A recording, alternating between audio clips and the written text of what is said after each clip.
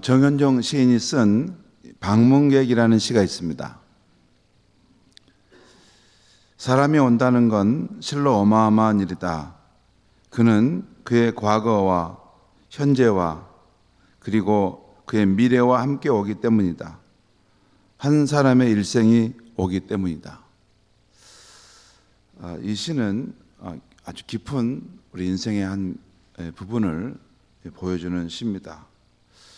사람이 온다는 것, 또 사람을 만난다는 것, 우리가 가정에 며느리를 이렇게 맞아들인다는 것, 또 우리 가정에 새 아이를 맞아들인다는 것, 또 우리 회사에 또 새로운 그런 직원이 들어온다는 것, 또 우리 교회에 그런 새로운 사역자나 또 새신자가 들어온다는 것, 이것은 실로 어마어마한 일이라는 것입니다. 우리 정현종 시인이 방문객이라는 시로 그 사람의 이 들어옴, 또 사람과의 만남에 이 어마어마한 이 뜻과 가치가 있다는 것을 밝혀주었는데, 하나님을 믿는 세계는 더 깊고 더 영원한 그러한 만남의 의미가 있는 것입니다. 아무튼 오늘 이 영적 분별의 삶과 관련해서 오늘 이 부분을, 이 시를 우리 상황에 적용해 보면 이렇게 말할 수 있겠습니다. 한 사람이 우리의 생활권 안으로 들어올 때는 그의 몸만이 아니라 그의 영도 같이 들어온다는 것입니다. 로마서 8장 5절 말씀을 보면 육신을 따르는 자는 육신의 일을, 영을 따르는 자는 영의 일을 생각하나니 라는 말이 있습니다. 여기서 육신이라는 표현은 자신의 본성을 따라 사는 삶을 말합니다. 그러니까 자신의 본성을 따라 사는 사람은 그 육신의 일을 생각하고, 또 영을 따르는 사람이라는 것은 사실 성령을 말합니다. 그러니까 성령을 따라 사는 사람은 성령의 일을 생각한다. 우리 그리스도인은 두 부류만 밖에 없습니다.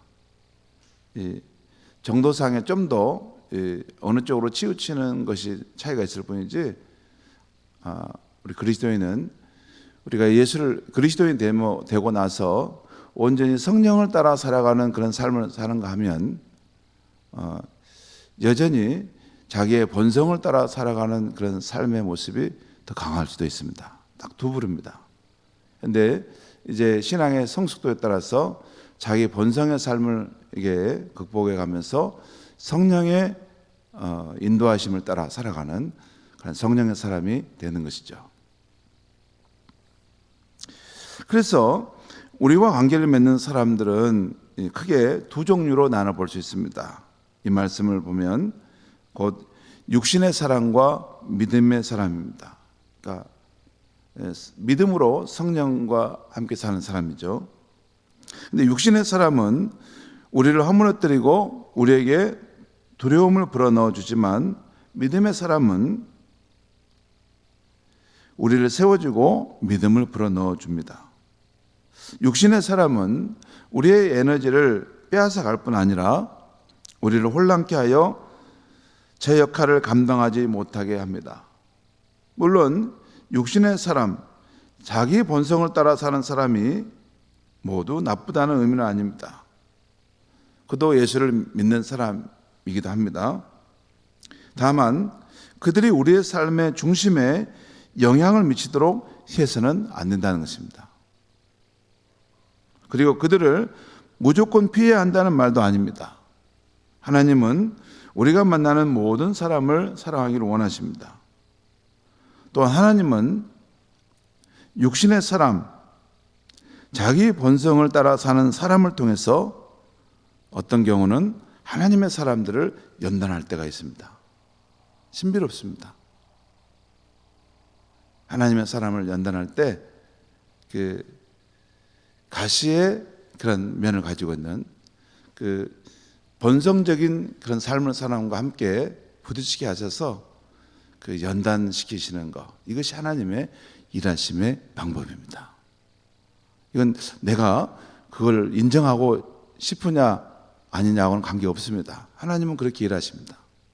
그래서 정말 성령의 사람이 사는 곳에도 이 육신의 사람, 본성을 따라서 사는 사람들이 함께 섞여 살면서 그 성령의 사람들을 계속해서 이렇게 연단시킵니다. 우리의 인생은 잘 모릅니다. 우리의 삶은 굉장히 깊은 차원들이, 여러 차원들이 있어요. 우리는 단선적으로 인생의 길을 생각하는데 아닙니다. 하나님은 위에서 아래서 좌우로 다양한 방식으로 우리가 어떤 사람을 만날 때 그로 인해서 일어나는 효과를 다양한 방식으로 나타내시는 분이 있어요. 공동체를 위해서 그 사람을 보내기도 하지만 공동체 안에 있는 어떤 한 사람을 또 변화시키기 위해서 그 사람을 그곳에 보내기도 합니다. 그렇기 때문에 우리는 이 사람들과의 만남을 무조건 피하고 또 거부할 것은 아닙니다. 하나님은 우리가 만나는 그런 사람들을 사랑하고 또 그 사람들을 통해서 우리를 일깨우시는 하나님의 음성, 신호를 듣게 하신다는 것입니다. 그건 우리 가까운 가족들 안에도 있을 수가 있습니다. 자식을 통해서 덜된 부모를 일깨우시는 일도 행하십니다. 철저하게 깨뜨리시고 덜된 부모를 다듬으셔서 온전한 사람으로 세우시는 일도 행하십니다. 그렇지만 우리에게 부정적인 영향을 주는 사람보다는 우리의 삶을 채워주는 사람들을 가까이 두기를 또한 하나님은 원하십니다. 우리가 육신의 사람과 잘못 사귀어서 하나님과의 관계가 멀어지는 것도 하나님은 바라지 않으십니다. 한편 이 믿음의 사람들은 우리의 삶을 채워줍니다. 그들은 우리를 하나님이 원하시는 온전한 모습에 더욱 가까워지도록 이끌어줍니다. 그들은 사랑 안에서 진실을 말해주고 우리가 약할 때 붙들어 줍니다. 진실을 말해줘요. 여러분, 우리 진실을 말 안 할 때 없습니까? 진실을 말할 때는 용기가 필요해요. 말 못해요.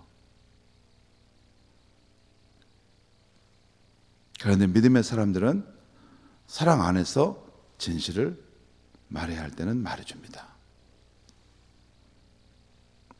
그리고 우리가 연약할 때 붙들어주는 일을 하는 사람들이 믿음의 사람입니다. 아무튼 하나님께서 우리를 축복하시기 원할 때 사람을 보내고 만나게 하십니다. 물론 사탄도 우리를 저주하려고 할 때 사람을 보내기도 합니다. 그렇기 때문에 우리는 합당한 사람과 그렇지 않는 사람을 분별하기 위한 영적 분별력을 갖춰야 하는 것입니다. 하나님이 우리에게 보내주신 믿음의 사람인가 또 아닌가를 분별하는데 기준이 되는 사람의 유형 몇 가지를 오늘 저녁에 말씀드리려고 합니다. 4가지인데요. 영혼을 세워주는 사람, 영혼을 가라앉게 만드는 사람, 경건한 멘토, 그리고 거짓 형제입니다. 첫 번째, 영혼을 세워주는 사람입니다.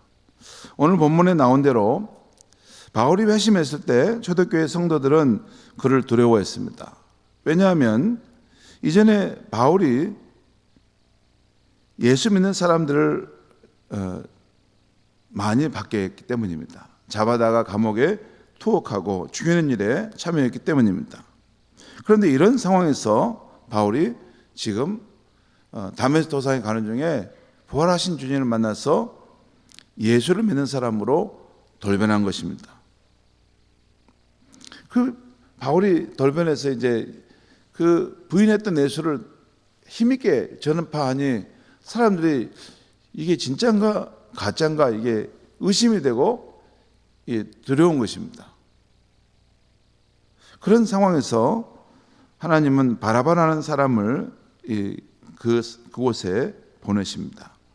바나바는 제자들에게 쌓았던 자신의 신망을 통해서 바울이 초대교회 공동체에 들어오도록 도와주었습니다. 또 고린도후서 7장 6절에 보면 바울이 자신이 낙담했을 때 하나님께서 자신을 어떻게 위로하셨는가를 말씀하는데요. 이렇게 말씀합니다. 그러나 낙심한 자를 위로하신 하나님이 디도가 om으로 우리를 위로하셨으니, 곧 바울이 낙심해 있을 때 적절한 타이밍에 하나님은 적합한 디도를 보내 바울을 격려해 주셨다는 것입니다. 적절한 타이밍에 하나님의 일하심은 꼭 필요한 적절한 타이밍에 하나님의 사람을 보내서 일하신다는 것입니다.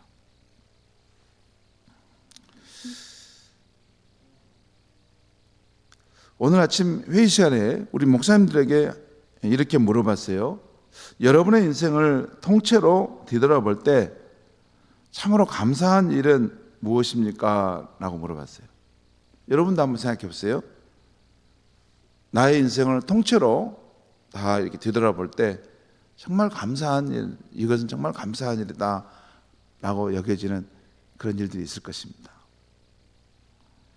그렇게 물었더니 우리 목사님 두 분 다 신학의 길을 포기하려거나 또는 자신의 삶의 방황의 시기에 자신들을 끝까지 믿어주고 격려해준 목사님에 대한 이야기를 하는 것이었습니다.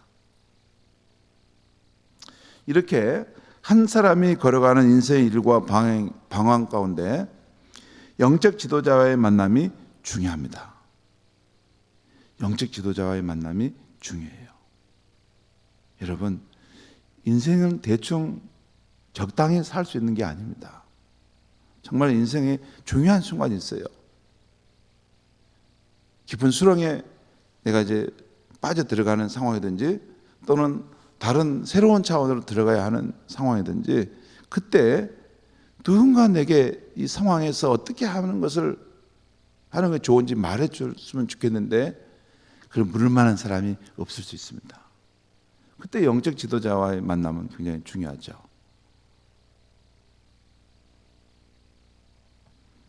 나는 이것도 저것도 아닌 그냥 대충 살면 된다.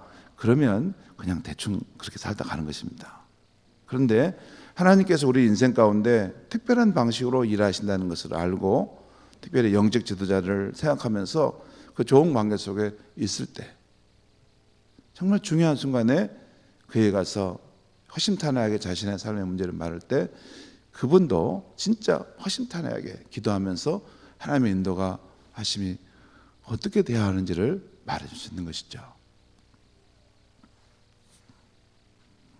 여러분도 뒤돌아보면 그런 복된 만남, 중요한 인생의 변곡점에서 이루어진 복된 만남들이 있을 것입니다. 저에게도 그런 만남들이 있었습니다. 신학교 때 동기들과의 만남이 그랬고, 교회 사역의 자리에서 만난 동역자들과의 만남이 그랬습니다. 제가 거쳐갔던 교회에서 만났던 우리 동역자들과의 만남이 그랬습니다. 그리고 나를 아껴주고 나의 약점을 보듬어준 멘토와의 만남이 그랬습니다. 또 순천에서 매달 함께 만나는 우리 순목회 목사님과의 만남이 그렇습니다. 서로의 영혼을 세워주는 만남이 얼마나 감사한지 모릅니다. 아마 저의 삶의 3분의 1은 그 만남을 통해서 영적인 자양분을 공급받고 있다고 생각합니다.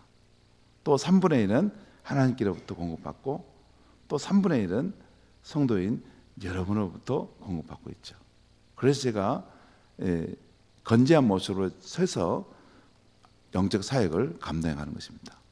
근데 3분의 1은 그런 이전에 도역자들과의 만남, 또 나의 약점을 보듬어 줬던 멘토와의 만남이 그랬어요. 저는 제가 멘토로 생각하는 그런 목사님과의 만남을 처음에 가졌을 때 그 목사님이 너무 싫었습니다. 그 목사님 스타일이 저하고 딱 내 스타일이 아니라 딱 반대 스타일이었어요. 정말 저하고 반대 스타일이었어요. 그래서 부정하고 싶었는데 그때 마음을 정했습니다. 내 스타일은 내가 알겠는데 또 나와 다른 스타일의 목사님인데 하나님께서 이분도 귀하게 쓰시는구나. 그러면 내가 알지 못하는 이분의 신앙의 세계는 뭘까 한번 마음을 정해보고 끝까지 한번 가보자 하고 내가 가지고 있는 걸 다 내려놓고 그분이 가르치는 신앙의 세계로 가봤습니다. 내 것은 이미 있으니까 내가 없는 것을 한번 향해서 가보겠다고 갔어요. 그래서 처음에는 그분하고 굉장히 관계가 불편하고 안 좋았어요. 근데 세월이 지날수록 그분이 참 저를 많이 사랑해 줬습니다. 아껴주고. 그 사역의 과정 속에서 처음에는 굉장히 혹독하게 사역을 시켰어요.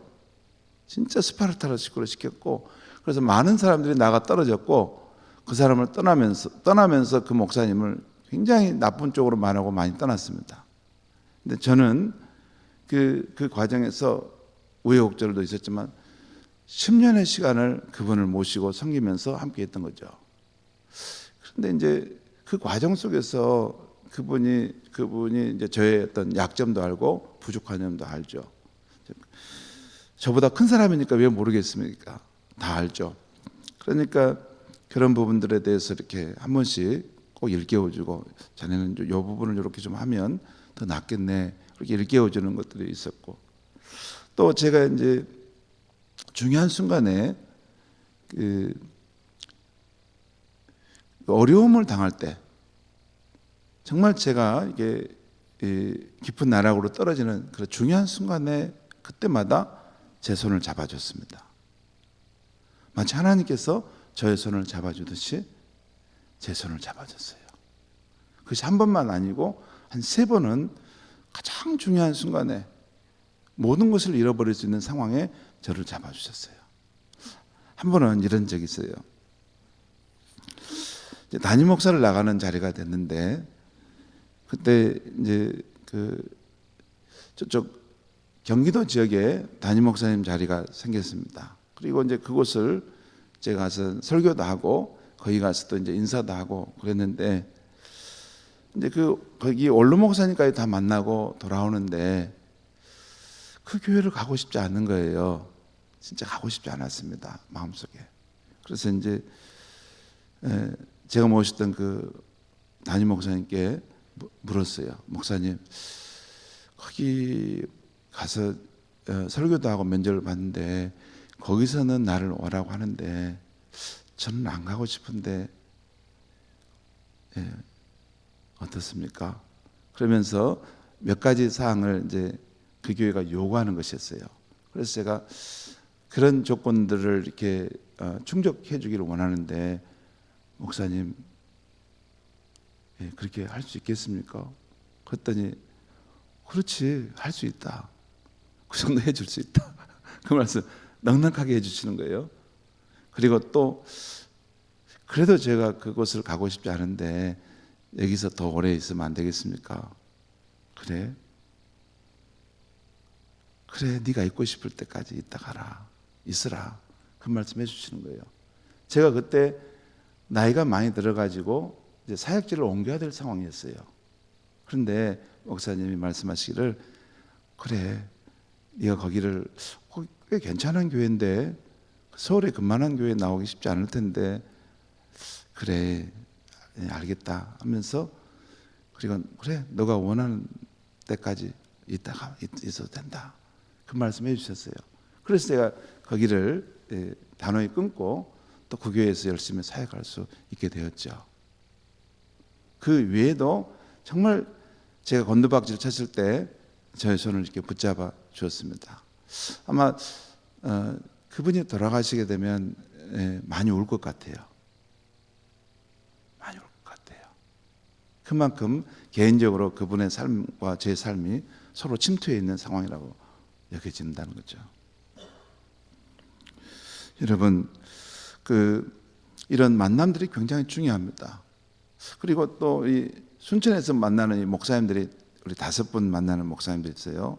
저는 참 이분들이 참 멋쟁이 목사님들이고 정말 제가 생각할 때 그렇게 훌륭한 목사님들의 그룹에 함께 속해서 그분들과 한 번씩 만나서 이렇게 책에 대해서도 또 이렇게 독서 토론도 하고 또 목회에 대해서 서로 배우고 나누는 거 하는 것에 대해서 너무 제가 하나님 감사하는데, 근데 그 모임이 어떻게 시작됐냐면 원래 없었는데 이렇게 순천 지역에서 목회하면서 마음의 뜻이 맞는 그런 분들과 우정 어린 그런 관계를 가졌으면 좋겠다 생각해서 한 목사님하고 우리 한번 스터디 모임을 한번 해볼까요? 서로 나눌 때.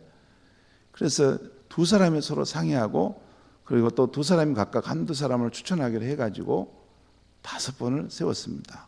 근데 나중에는 이거 세울 때 한 사람을 드리게 될 때 만장일치로 사람을 드린다라고 해서 이렇게 만들었어요. 그런데 이제 한 달에 한 번씩 화요일 아침에 한 번씩 모여서 책을 함께 한 사람이 발제하고 나누고 또 목회에 대해서 서로 배우는데 때때로 우리 사모님들과도 한 번씩 분기마다 한 번씩 만나서 서로 힘을 북돋워주는 그런 시간들을 가져요. 제가 이 말씀을 드리는 것은 그걸 안을 수도 있었는데 어떻게 그런 생각을 갖고 누구에게 말했더니 그 사람하고 둘이 만나서 어떤 모임이 시작됐다는 거예요. 그리고 그 모임이 조금 확대돼서 5사람이 멤버가 세워졌는데 그 모임은 정말 제가 볼 때 지금 벌써 7년 이상 아마 한 5-6년 이상 됐는데 참 너무 제게 힘이 되는 그런 모임입니다. 여러분, 영혼을 세워주는 그런 사람들이 있는 만남들이 중요하다는 것을 제가 지금 말씀드리려고 하는 것이에요. 또 영혼을 가라앉게 만드는 사람도 있습니다. 여러분, 요나서를 보면 요나가 탄 배에 함께 탔던 사람들이 요나와 함께 목숨을 잃을 뻔했다는 것 아십니까? 하나님께 불순종한 요나 한 사람 때문에 함께 배에 탄 사람들 모두가 죽을 수도 있었어요. 그런데 그들이 요나를 들어 바다에 던지자 그 뛰놀던 바다가 잠잠해졌습니다. 곧 그곳에 합당하지 않은 사람을 배 밖으로 던지자 거친 풍랑이 곧 잠잠해졌죠. 그리고 선원들이 요나를 배 밖으로 던졌는데 요나가 죽을 줄 알았는데 하나님이 이미 준비해 놓으신 큰 물고기를 통해 요나를 삼키셨고 또 3일 후에 토해내서 원래 하나님이 의도하신 목적지인 니느웨로 딱 토해서 가게 하셨다는 거예요. 이것을 보면 어떤 자리에 합당하지 않는 사람을 붙들어 주는 것은 그를 돕는 것이 아니라 오히려 하나님이 그를 위해 예배해 놓으신 길을 막고 가지 못하게 하는 것임을 알 수 있습니다. 어떤 거 보면 가끔 이렇게 어떤 사역지를 정하고 또 오고 가고 할 때 보통 보면 인간적인 관점으로 이렇게 긍휼로 이렇게 말씀하시는 분들이 있어요. 그런데 하나님의 사람들은 그렇게 가는 게 아닙니다. 하나님의 사람들은 이게 어떤 오고 감의 이런 과정 속에서 우리의 생업을 넘어서 하나님의 인도하심이 있는 것입니다. 진짜 그렇습니다. 여러분, 제가 여기에 있는 것이 생업 때문에만 있겠습니까? 그렇지 않습니다. 하나님의 인도하심과 하나님의 주권적인 일하심이 있는 것입니다. 하나님의 주권적인 일하심이 있으면 제가 여기 있다고 해서 있을 수 있습니까? 없습니다. 튕겨 나가는 것입니다. 하나님의 주권적인 일하심이 있기 때문에 내가 이것을 때로는 벗고 싶다고 해서 벗을 수 있을까요? 못 벗습니다. 그게 안 됩니다. 여러분, 하나님의 사람들은 이렇게 세상 살아갈 때 사람들끼리 오고 가고 그런 것만이 전부로 보이는 것은 아주 얇은 신앙의 차원입니다. 아닙니다. 우리의 삶은 때로는 실패한 것처럼 보이는 그 자리가 성공을 위한 출발의 시간일 수도 있고, 성공한 것처럼 보이는 그 자리가 이미 정점에 이르러서 땅으로 이제 곤두박질 치는 자리일 수도 있는 것입니다. 항상 우리의 삶은 단면적으로 볼 수가 없어요. 여러분, 요나를 그래 배 밖으로 던졌을 때 자기들 살기 위해서 이 사람을 던져 죽게 하는 것이라고 여겼는데, 놀랍게도 하나님께서 준비하신 요나를 위한 특별한 계획이 있었고, 그를 결국 니느웨로 인도해 가시는 그 역사가 있었다는 거예요. 여러분, 꼭 어떤 실패한 것, 여러분들 가운데, 자녀들 가운데 어느 길을 가려고 했는데 실패한 경우 있지 않습니까? 그러면 그 사람이 영원한 실패자일까요? 아닙니다. 절대 그렇지 않습니다. 오히려 하나님께 더 좋은 길을 예비하시려고 그 길을 막으실 수도 있습니다. 진짜 그렇습니다. 우리 삶에는 정말 여러 방면이 있고, 또 우리 삶에는 정말 신비로운 것이 깃들어 있습니다.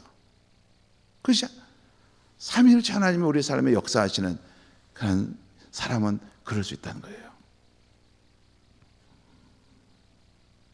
성도 여러분, 우리 인생의 배를 흔드는 요나 같은 적합지 않은 사람이 있을 때 그를 배에서 떠나 보낼 수 있는 지혜와 용기를 달라고 기도해야 합니다. 그것도 필요해요.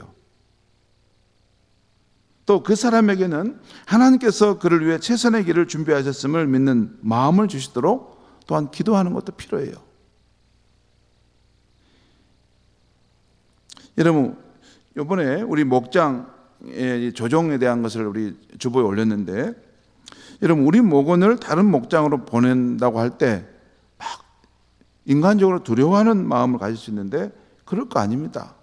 하나님의 더 크신 그림을 생각해서 보낼 수도 있어야 합니다. 진짜입니다. 내 좁은 생각으로, 내 좁은 관점으로 그 사람을 묶어두려고 하는 거예요. 아니, 나도 내 삶을 챙기지 못하는 인생인데 왜 그 사람을 묶어둘 수 있다고 생각해요? 아닙니다. 오히려 풀어놓아서 다른 사람으로 가고 다른 관계 속에서 있을 때 더 훌륭한 멘토를 만날 수 있고 더 신앙의 성장에 갈 수 있는 것이에요. 여러분, 하나님의 역사하심은 우리의 생각과 우리의 어떤 지식의 한계를 뛰어넘습니다. 제일 답답한 사람이 인간적인 관점에서만 생각해서 말하시는 거예요. 항상 우리가 하나님께서 일하시는, 역사하시는 공동체일 때는 우리의 한계를 인정하고 우리의 영역 넘어서도 일하실 수 있는 하나님의 세계를 인정하고 믿는 믿음의 삶이 필요한 것입니다. 그럴 때 우리 삶이 굉장히 풍성하고 굉장히 창조적이고 굉장히 역동적인 삶이 되는 거예요. 저는 신앙생활을 할 때 하나님을 믿는 사람들은 역동적인 삶이 돼야 한다고 생각해요. 역동적인 삶. 인간의 한계와 인간의 경험의 영역을 넘어서는 그런 일들이 다반사로 일어났으면 좋겠어요. 너무 다반사로 일어났으면 우리 성도님들 너무 정신을 못 차릴 것 같은데 적당하게 좀 일어났으면 좋겠어요. 그것이 하나님이 일하시는 방법이에요. 그래서 사람이 오갈 때 그것을 생각할 필요가 있다는 것입니다. 세 번째, 경건한 멘토를 만나라는 것입니다. 성경 속에 등장하는 훌륭한 하나님의 사람들에게는 하나같이 멘토가 있었습니다. 가나안 땅을 정복했던 여호수아에게는 모세가 있었고, 우상 숭배의 시대 하나님의 선지자의 길을 갔던 엘리사에게는 엘리야가 있었습니다. 그리고 청년 사역자 디모데에게는 노사도 바울이 있었습니다. 여호수아나 엘리사 그리고 디모데는 각자가 당면한 시대에 결코 쉽지 않는 사명의 삶을 살아야 했는데, 그들 모두는 자신의 연약함을 극복하고 사명을 온전히 이루어 갔습니다. 어떻게 그들이 자신의 한계를 극복하고 사명을 감당할 수 있었을까요? 그들에게는 모두 자신들이 본받을 큰 바위 얼굴과 같은 영혼의 멘토들이 있었기 때문입니다. 신약시대에 우리 예수님도 12제자를 세워 그들의 멘토가 되어서 그들이 하나님 나라 복음의 횃불을 계속해서 이어가도록 준비시키고 떠났습니다. 이 예수님의 뜻을 이어받기 위해서 우리 교회 안에서도 풍성한 삶의 과정이라는 1:1 야인 과정을 실행하고 있죠. 거기서 보면 이끄미와 따르미 이런 과정을 통해서 예수님께서 하나님 나라 복음을 우리에게 남겨주셨는데 그 제자로서 우리가 그것을 살아가고 또 그 하나님 나라 복음을 또 다른 사람에게 개인적으로 전하는 그런 삶을 우리는 시도하고 있다는 것입니다. 성도 여러분, 혹시 여러분에게 인생의 멘토가 되는 사람이 있습니까? 혹시 없다면 하나님께 그런 사람을 허락해 달라고 구해야 합니다. 그리고 하나님이 누군가를 허락해 주셨다면 머뭇거리지 말고 오히려 적극적으로 다가가 그로부터 좋은 지도를 받으러 해야 하는 것입니다. 개인적인 관계를 맺고 정기적으로 찾아가 삶을 나누고 특별히 자신의 중요한 문제를 허심탄회하게 내놓고 상담하기도 해야 하는 것입니다. 그것이 정상적인 크리스천의 삶이에요. 나는 하나님과 나만이 관계를 맺는다. 그 외에는 없다. 이것은 비정상적인 것입니다. 하나님은 그렇게 하지 않습니다. 하나님은 우리 아버지지만 그 형제 자매들을 많이 두셔서 그 관계 속에서 우리 신앙의 멘토들, 신앙의 동역자들을 만나서 함께 그 영혼의 힘을 얻어서 믿음의 행진을 꿋꿋하게 갈 수 있도록 하신다는 것이에요. 저는 우리 교회 안에서 목자들이 그 역할을 하는 것입니다. 진짜 목자들이 성숙한 크리스천에 대해서 자기가 맡겨진 목원들을 그 믿음의 길로 잘 이끌어 가야 되는 것이에요. 그리고 1:1 양육 이끌미들이 그 역할을 하는 것입니다. 여러분, 한 사람의 영혼을 품고 양육하지 않는 사람은 영적 지도자로서 중요한 부분이 빠져 있는 것입니다. 진짜입니다. 영적 지도자는 한 사람의 영혼을 품고 그를 위해 눈물로 기도하고 한 사람의 영혼이 성장해 갈 수 있도록 그를 격려하고 때로는 견축하고 해서 그 사람을 세워가는 것이에요. 그것이 우리 예수님이 하셨던 일이고 그것을 우리 주님을 따르는 제자들에게 맡기신 일인 것입니다.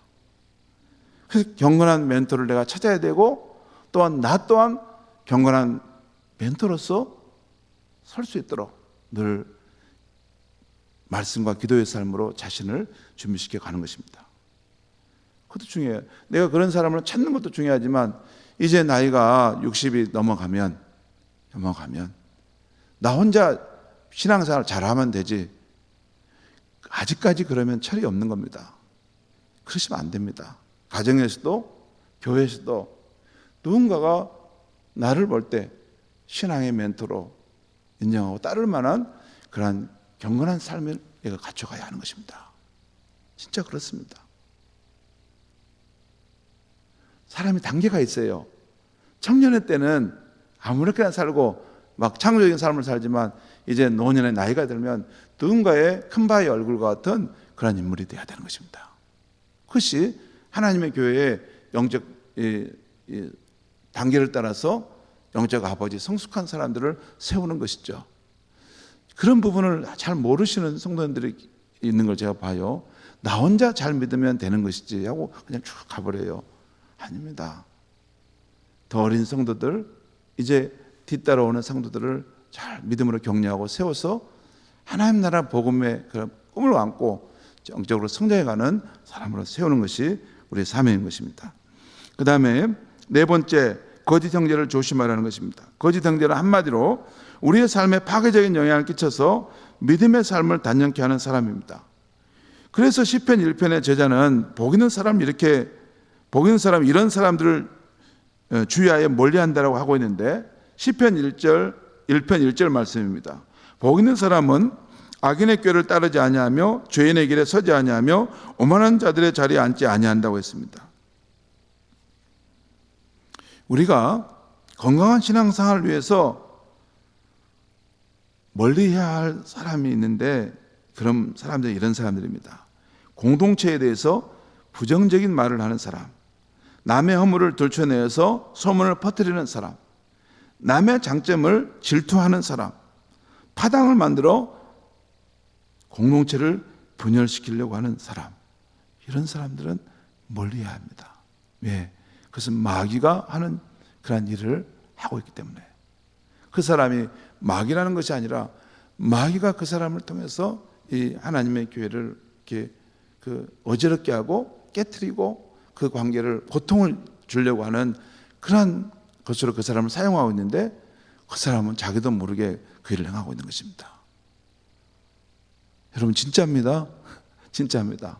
그런 경계하는 마음이 없이 나는 상관없어 아무나 뭐 이렇게 만나고 아무나 만나고 돼 그렇지 않습니다. 여러분 그 경건한 믿음 생활을 할 때 아무렇게나 사는데 어떻게 경건한 삶이 형성될 수 있습니까? 자기 정원에 있는데 정원에 아무거나 그냥 와서 다 여기 집 밟고 다니고 뭐 마음대로 하고 다니라 그러면 그 정원이 정말 경건하고 아름다운 정원이 될 수 있겠습니까? 그렇지 않습니다. 여러분 그 정원을 하나님의 영이 성령께서 역사하시는 정원이 되려면 우리의 마음도 관리해야 되지만 우리의 삶의 자리도 관리해야 되는 것입니다.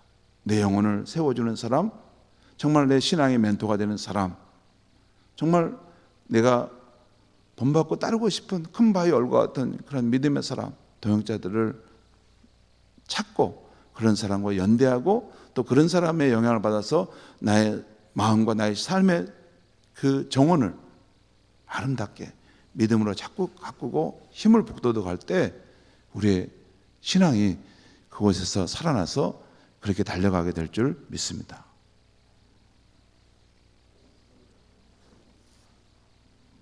예.